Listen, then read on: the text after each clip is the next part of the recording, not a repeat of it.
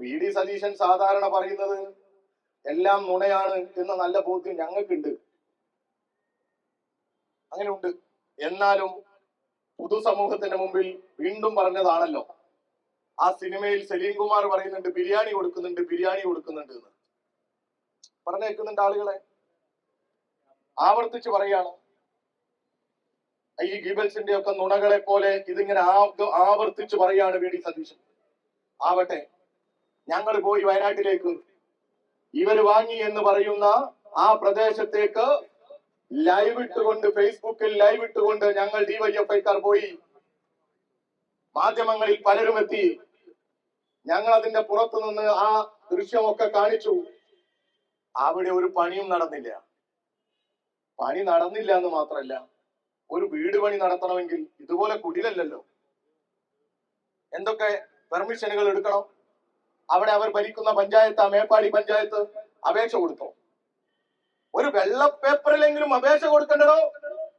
അതുപോലും കൊടുക്കാതെ ഈ പൊതുസമൂഹത്തെ പറഞ്ഞ് കബളിപ്പിക്കുകയായിരുന്നു വി.ഡി. സതീശൻ, ഒരു നാണവുമില്ലാതെ.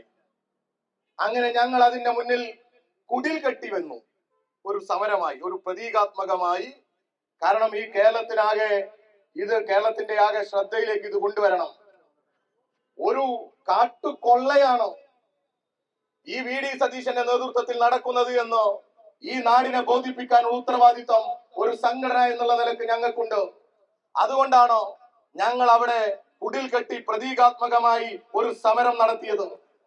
ഞങ്ങൾക്ക് പറ്റാവുന്നിടത്തെല്ലാം ഇതുപോലെയുള്ള പ്രതിഷേധ പരിപാടികൾ സംഘടിപ്പിച്ച് സമൂഹത്തിന്റെ മുമ്പിൽ ഇത് പറയും എന്ന് പറഞ്ഞു.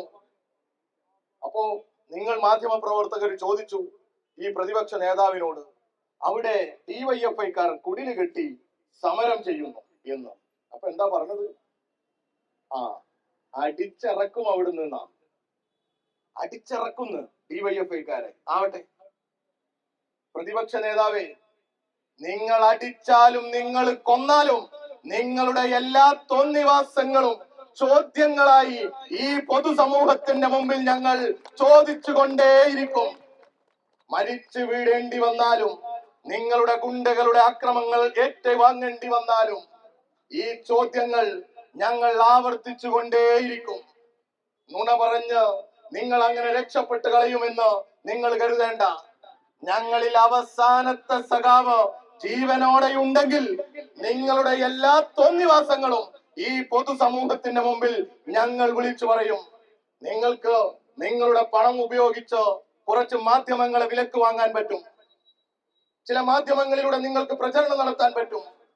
കനകലു എന്ന് പറയുന്ന ഒരു സ്ട്രാറ്റജിസ്റ്റിനെ ഉപയോഗപ്പെടുത്തി ഒരു സോഷ്യൽ മീഡിയയിൽ വലിയ മാനേജ്മെന്റ് നടത്തി നിങ്ങൾക്ക് കൃത്രിമ ഇമേജ് ഉണ്ടാക്കാൻ പറ്റും. പക്ഷേ ഈ യാഥാർത്ഥ്യങ്ങൾ ഇവിടെ കിടക്കും. ഞങ്ങൾ ഇത് വിളിച്ചു പറഞ്ഞുകൊണ്ടേയിരിക്കും. ഈ പറവൂരിൽ 2013 നമ്മൾ 2023 ഞങ്ങൾ വന്നതാ.